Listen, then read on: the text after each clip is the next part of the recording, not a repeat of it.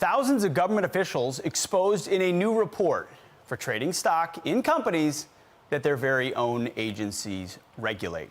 Our next guest is calling out the very clear and ongoing ethics violation and demanding House leadership take action. Pennsylvania Congressman Brian Fitzpatrick joins us now. Congressman, thanks so much for being here.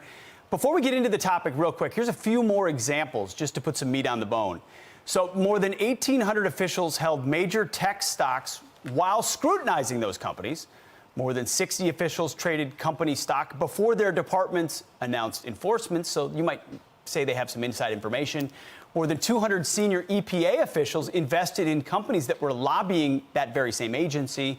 400 White House and State Department staff bought Chinese stocks while the U.S. considered blacklisting certain companies in that country. And not on the screen is the Defense Department. Officials collectively owned $1.2 million, $3.4 million of stock in aerospace defense companies. One particular official actually bought a defense stock 5 times before it won new business from the Pentagon. Is this just everywhere, Congressman? Yeah, Pete, good to see you this morning. See you. Pete, there's a huge gap in the law on the civil side, SEC Rule 10b-5, and on the criminal side, Section 1348 of Title 18, which deal with quote-unquote company insiders. They deal with people that have a fiduciary responsibility to the company, but it doesn't deal with anybody that have an oversight role, and that would be government officials. That's members of Congress through their committee assignments who have access to information that is not available to the public. And also, as you just referenced, executive branch officials. You have EPA officials trading in oil stocks. You have FDA officials trading in pharmaceuticals. You have DOD officials, as you just pointed out, trading in defense companies. So they have to fix that gap in the law. There's a number of bills out there, Pete. Myself, Raj Krishnamurthy, have one.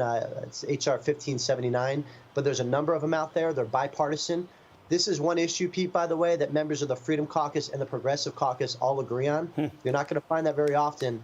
Yet Speaker Pelosi won't bring them to the floor. I mean, it's insider trading. That's exactly what it is, legal insider trading. They enrich themselves while they're supposed to be temporary public servants. You say there's an agreement on the left and the right, but what about the leadership? Let's say Republicans get the gavel. Is there an appetite to bring this kind of real ethics reform? I hope so. I hope Kevin brings it. I believe he will. And I think that's a good way to show the difference between the different leadership styles. When we take over in January, I think the American public are going to like what they see from H.R. 1 through H.R. 10, which are going to be our top 10 priorities. I hope this is one of them, Pete, because we see the markets fluctuating all over the place, going up or down 2-3 percentage points in a day. And that's largely because people are losing faith in the stability of the markets and the information that's disclosed out there.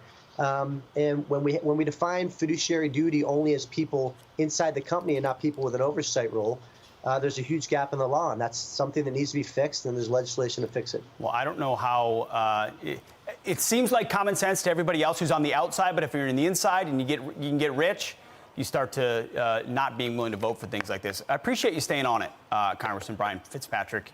And by the way, last time I saw you, we were on the very river depicted in that painting behind you, Washington crossing the Delaware. Appreciate your patriotism across the board. We hope to have you next year, Pete. I would love to. Thank you very much. If you missed that, by the way, it's on Fox Nation, Washington crossing the Delaware on Christmas. I'm Steve Ducey. I'm Brian Kilmeade. And I'm Ainsley Earhart. And click here to subscribe to the Fox News YouTube page to catch our hottest interviews and most compelling analysis. Key Georgia midterm races have already made history. For the first time in Georgia, 2 black candidates, Republican Herschelwalker and Democrat incumbent Raphaelwarnock, are vying for the same Senate seat. There are only 2 people who are going to sit in this seat, either me or my opponent. But if he cut from the same cloth at 96% of the time, I'm running he and Joe Biden because they're the same.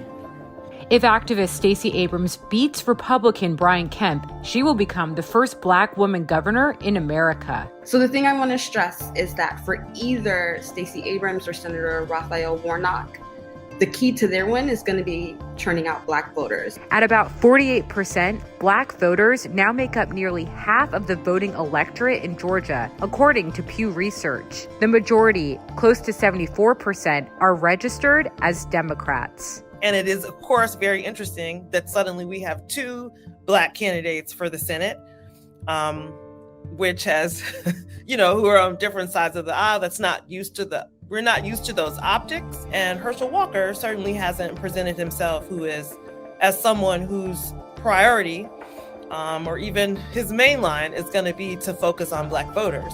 Black voter turnout, especially among Black men, is crucial to win Georgia. And so it is a constituency that has an independence about it, as many others do. And as I've heard people talk about this year especially, like, it's important that candidates touch people and pay attention to them throughout the year and not just during the election cycle. The allegations leveled at candidate Walker, coupled with a decrease in voter turnout, could lead to some unusual election results in Georgia. It's very likely that we're going to see Republicans vote for Brian Kemp, who was running a very, very good campaign. And then I have heard that some Republicans are probably going to leave the Senate nominee blank because maybe they just can't bring themselves to vote for Herschelwalker because of his abortion allegations, but they also can't bring themselves to vote for Senator Warnock. So I definitely think there's going to be some vote splitting.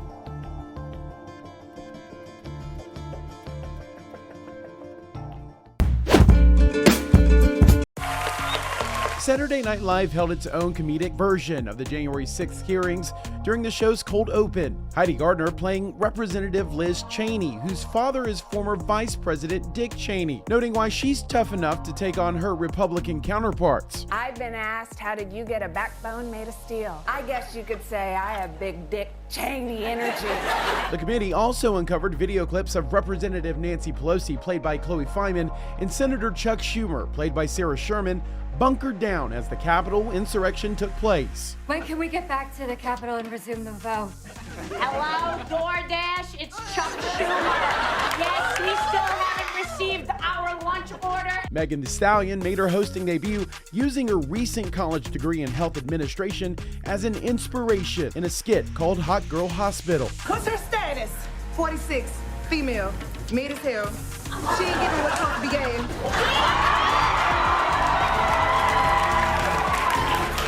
It's giving. Thank you.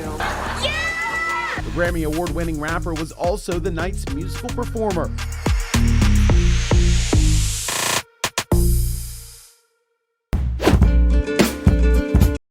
Welcome back, everybody. Breaking news out of Iran, where that country's judiciary is saying a number of people are dead, dozens other injured after a massive fire inside a prison in the nation's capital. NBC has yet to verify some of the reports coming out of that prison. NBC News Tehran bureau chief Ali Arouzi is in Tehran for us.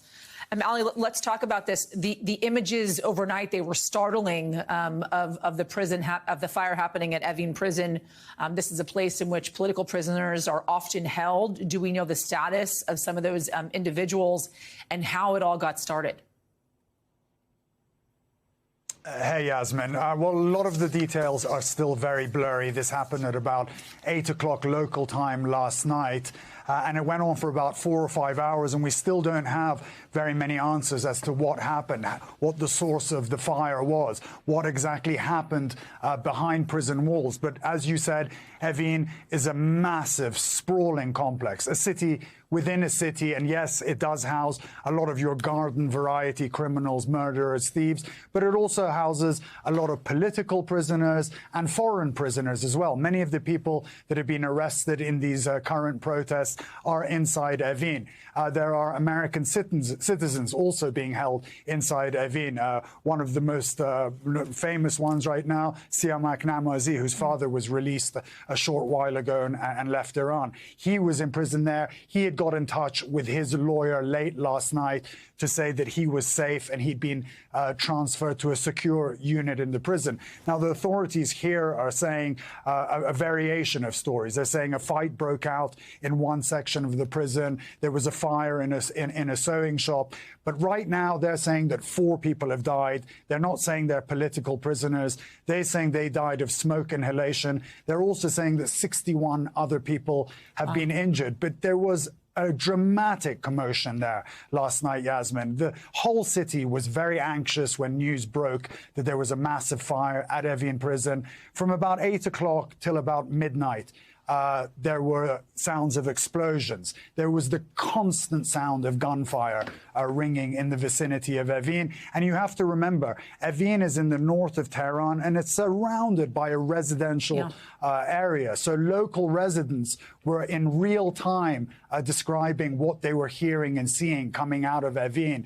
And this caused great anxiety. People jumped into their cars, probably people that had relatives or friends inside the prison. Other people were on the roads. They shut all the roads to Evin, and a massive traffic jam ensued in the city, and we still don't know exactly what happened. Yeah, that is what's most startling amidst all the protests that are happening in that country is the geography of that prison, the way that you describe it, being amidst the city, really, and all of these environments that have homes and people that are likely going to bed, and yet there was this massive fire taking place at this complex housing all of these prisoners. Ali Arouzi for us, we thank you for coming on with us. Appreciate it.